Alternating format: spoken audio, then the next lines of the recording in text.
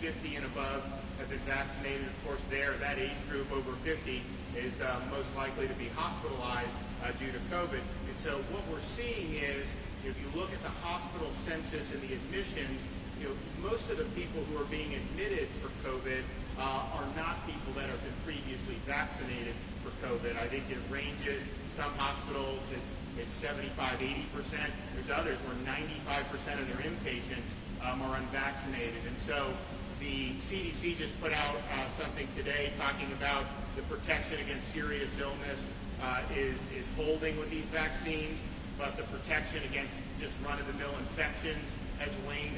Some of it they may have an announcement for, and that's basically, so people are testing positive who are vaccinated, but they're not likely to end up hospitalized, which is very good news. On the other hand, we also have noticed that well over 90% of the patients who get hospitalized for COVID did not get a monoclonal antibody treatment prior to being admitted to the hospital. And I think a lot of the reason is a lot of folks don't know about it. They didn't know necessarily how it was accessed. I've spoken to people who are pretty prominent and didn't know about it when they got infected with COVID. And so we saw, as we started to see, protected against serious illness, but there are breakthrough cases, and particularly for people that are frail or immunocompromised. Even if you're vaccinated, this is something that you can do, and it may be very beneficial to you. So as we started to see that, and then just saw how people were surprised when we would talk about monoclonals. We had hospital CEOs a couple of weeks ago talking about what was going on. This discussion, a lot of people were reaching out saying, I didn't know about that. So we've done a lot to raise awareness and expand access. And again, this is not in lieu of vaccination. This is in addition to. Once you're infected, of course, you really need treatment whether you're vaccinated or not. And this has been proven to be the best. Clinical trials, it was over, I think, 70% reduction in hospital admissions. And this is high-risk group of people who are eligible for this. And so a 70% reduction is really significant. And then in real world, I think it's been just as good or even better. I haven't met very many folks, either on the physician side, who haven't liked the results, and then the patient side, usually very, very positive experience and resolution of these symptoms very quickly. The key is just, this is not a treatment that is going to have a high degree of success if you wait until you're really seriously ill and hospitalized. What this is there's an infection, and most people are going to have natural antibodies created, and it's going to fight it off. Well, the folks that are a little bit more vulnerable to COVID may have some difficulty doing that. So that's what this provides. I mean, it provides basically an antibody cocktail, and then that starts fighting back the virus.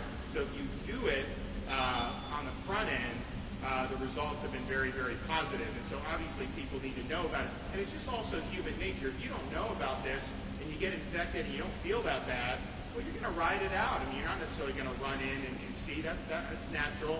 And then it gets worse. And by the time you see clinical consultation, it may have been too late. And so this is early. If you do it early, you're going to have really, really good results. And so we appreciate the ability to do this. And so the locations, and we'll be opening more sites, the locations can be found at floridahealthcovid19.gov.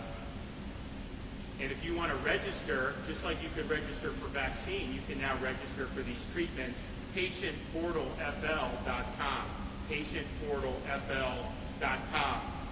Prior to us setting up these sites, this had been available for folks. You needed a doctor's prescription, basically. If you prescribed it, you go to infusion center, they do it. What we've done in Florida is there's a standing order that's been issued by the Florida Surgeon General. So if you meet the basic criteria of the emergency use authorization, you can just make an appointment. You don't even need to necessarily have that initial consultation. You don't necessarily need to have a prescription. And so that makes it easier for folks. And so it cuts out your need to necessarily go see a doctor if they're going to do it. So who stands to benefit from this? Well, really, anyone that's at risk of having severe COVID, but particularly folks who suffer from kidney problems, diabetes, morbid obesity, people who are immunocompromised, people who have chronic heart or lung conditions, people who have sickle cell anemia, and really anybody who is older. And you're older, even if you don't necessarily have chronic conditions, you may have less of an immune response, and so this could definitely help you with that. So take advantage of it. It is free. They're not going to charge you $2,000 or whatever people say. So it's free, and you're going to be able to do it. And I think that we've already had a lot of folks. Dr. Shepney will talk about a real elderly gentleman, World War II vet, I think, had, he was vaccinated, but he got COVID and started getting sick. And so we were able to send the state a strike team in, give him the treatment, give some of the other folks in the facility a treatment. And we're going to be doing that as well. In addition to these sites, if you do have somebody test positive or symptomatic in like a nursing home, you can go in, and anyone else obviously that would test positive, but you can actually use it as a prophylaxis. So if a staff member is positive, let's say, you can then go in and give it to all the residents who that person's interacted with as a prophylaxis, and that's approved now for UA. Regeneron is the only one of the monoclonals that are approved for prophylaxis. It's also the only one that's approved for subcutaneous injection. You can either do an IV or you can do sub-Q. If you do sub-Q, that's much easier, it's much quicker, you can do even more patients when you're doing that. And it's also, the Regeneron has been found to be effective against the Delta variant. The Eli Lilly drip has not been found to be as effective. And so I think most everyone, because of Delta, has gravitated towards the Regeneron and doing it. So it's here. We want everybody to know about it. This has not been publicized nearly as much as it should have been.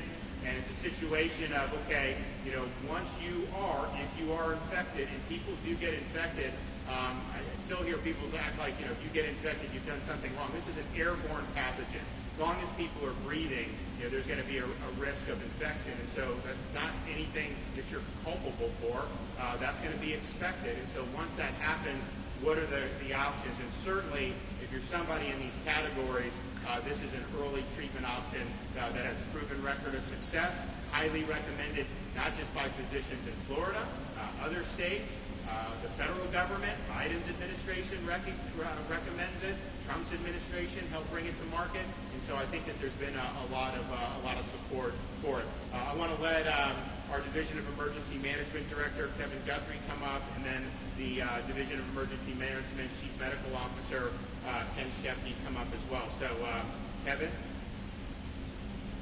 Thank you, Governor, for your leadership on this life-saving and emergency room department, lessening of individuals that are going there. So, the Florida Division of Emergency Management has been working with local county governments, local city governments, to make things like this happen. And I want to take an opportunity right now to thank Mary Blakeney, who is here, who's the Palm Beach County Emergency Management Director, as well as Mayor Kerner and the Board of County Commissioners for making this happen. This is a really great example of state and local government working together to make things work best for the community. This is a neutral site to be able to service a lot of hospitals in the area, as well as the community with that non-referral type system. Again, as the governor said, you can go to patientportalfl.com. Again, that's patientportalfl.com to set up an appointment to come here. Again, thank you, Mary, thank you for Palm Beach, and thank you, Governor, for your leadership on this. Great. As the governor said, we're already getting some great reports of outcomes from this Regeneron program that we set up across the state. And I just got to tell you that thank you, Governor, for setting this up. So few people really knew how to access this. Even physicians, I spoke to physicians across the state, and they know about the therapy, but even they didn't know how to access it. So it's really removed the barriers to get this. And while there are a lot of stories, there's one that really stands out for me. This wonderful gentleman, 98 years old, World War II veteran. His family tells me he worked on the Doolittle plane, he worked with the Tuskegee Airmen. Fantastic guy. Did all the right things, got fully vaccinated, but unfortunately he needed to get kidney surgery. And while he's in rehab, he started to cough. They checked. Sure enough, he's got COVID. His family's really well informed. They knew about the monoclonal antibodies, but it just had so much difficulty getting this. It was difficult to move somebody out of rehab. He's had hip surgery, and to transport him. And they reached out to the governor's office. Within 24 hours, we were able to get one of the governor's strike teams out there and took care not only of him, but several other people were able to give this life-saving therapy to. So just real briefly, let's talk about vaccines and these monoclonals, because we really need both. It's not one or the other, as the governor says. Vaccines is probably our best tool to prevent you longer term from coming down with severe COVID death and hospitalization. But keep in mind, when you get that vaccine, it can take up to 6 weeks to develop that protection. That's not going to help you today if you get exposed today or if you're infected today. So in addition to prevention with the vaccines, which, by the way, we've done a fantastic job in Florida. We've got vaccines for anybody who's interested in this and is eligible for it. It's been available for months. If you're not yet vaccinated, I encourage you to go get your vaccine. But again, if you get infected today or exposed today, you need treatment, not just prevention, but you need treatment. And that's what the monoclonals are about. So monoclonal antibody therapies, there's 3 of them that have been approved. As the governor mentioned, 1 of them does not work against the variants. And Regeneron certainly has several advantages that really make it a clear choice. It's proven in randomized controlled clinical trials that decrease your death rate and hospitalization by 70%. It's the only one approved for post-exposure prophylaxis and will decrease your chance. Let's say you have a household contact that has COVID, will decrease your chance of getting COVID by over 80%. It's the only one that we can give subcutaneously, which is really important when the demand is high. It's much faster to get people through when there's high demand to do subcutaneous than to do intravenous. And of course, it is free for the patients. So it's a fantastic choice. This program that the governor's putting out, I give you a lot of kudos, Governor. It's really raised awareness. We've seen the demand go. We're hearing a lot of great stories. And this is a proven treatment. And now we've got proven prophylactic. We've got proven prevention with the vaccine. Proven treatment with the monoclonals. And this is going to be great for civilians. Thank you. Yeah, and I think you look at the numbers in terms of the percentage of hospital admissions who did not get this prior to being admitted. And I really believe that if 100% of the people know about this and understand it, and then with the infrastructure we're doing to supplement our healthcare system, which a lot of them have done a good job with this, I do think you're going to see, a reduction in hospitalization and hospital admissions. I think that's based on the data, based on what we're already seeing with people who are doing it. So this will really make a difference. Look, no one wants to get infected, of course, but if you have a mild infection for a couple days because that's resolved by this treatment, that sure as heck beats ending up in the hospital for 2 weeks or something even worse. And so this really can make a big difference. And so again, particularly if you fit into those key categories, elderly, immunocompromised, obese, diabetes, kidney problems, heart problems, those are really the criteria where you're at more of a risk for severe COVID.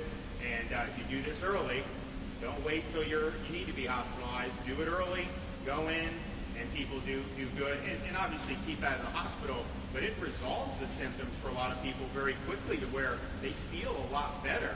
Then maybe they were not at hospital level initially, but they felt symptoms. This has a great opportunity to really resolve it, and I think resolve it in a good fashion. So this is Broward here. We're going to have Miami-Dade rolled out this week. We already have Jacksonville, Brevard County, Orange County. We're going to be doing stuff a bunch on the west coast of Florida, hopefully getting those set up within the next 48 to 72 hours. We'll end up having between 15 and 20 sites capable of doing 300 plus shots or 300 plus treatments each at those sites. So that probably is, doubling the capacity in Florida. And again, this is a free treatment for patients. It's free for the state of Florida to draw this down. The whole stockpile was purchased by the federal government many, many months ago. It has been done.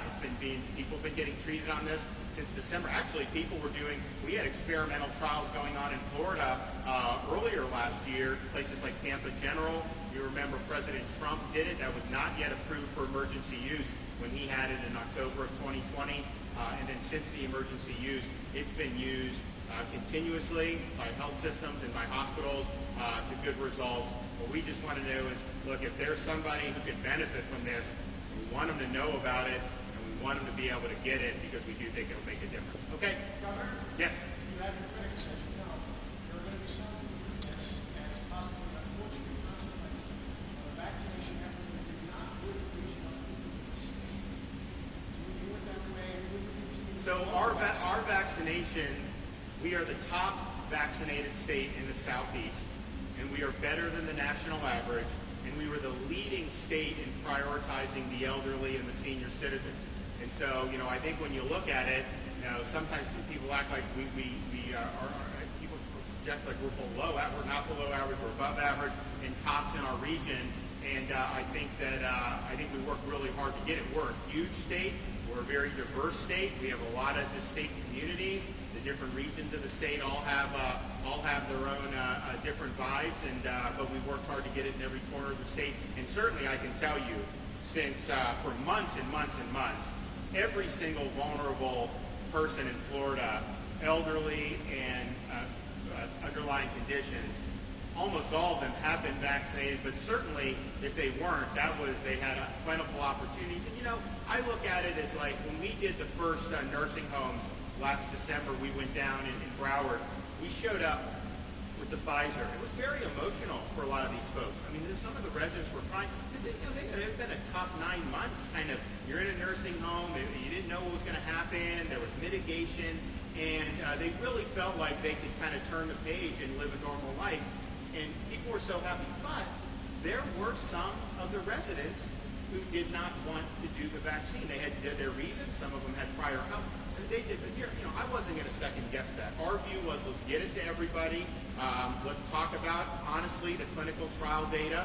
And what I've tried to do since then is, as we get new data in, we be very honest with it. So, for example, the CDC just put out, they tweeted out today saying COVID vaccines continue to produce strong protection against hospitalization and death, but the protection against infection may wane, and you may get infected. I said that a couple days ago. They tried to say I was downplaying the vaccine. I was not downplaying it. I was being honest. Remember, President Biden said if you get the vaccine, you will not get COVID. That is false. And we've got to be honest with people. There are people who are vaccinated who are testing positive. It's almost always very mild, and it was the right thing to do, and it is protecting them against severe outcomes. But as the data comes in, we have to do it. You have to look at Israel and see some of the things that's happening there. Again, I think there's protection against severe outcomes, but clearly they're seeing a wave. So we've been very honest, providing people with the information and then do it. But at the end of the day, just remember, when I was working every single day, crisscrossing this state to bring it to Kings Point, to get it into the retail pharmacies, to do drive-through sites. We did home vaccinations for homebound seniors. We did like 15, what do we do, 15,000? Well over that. So we probably did 20.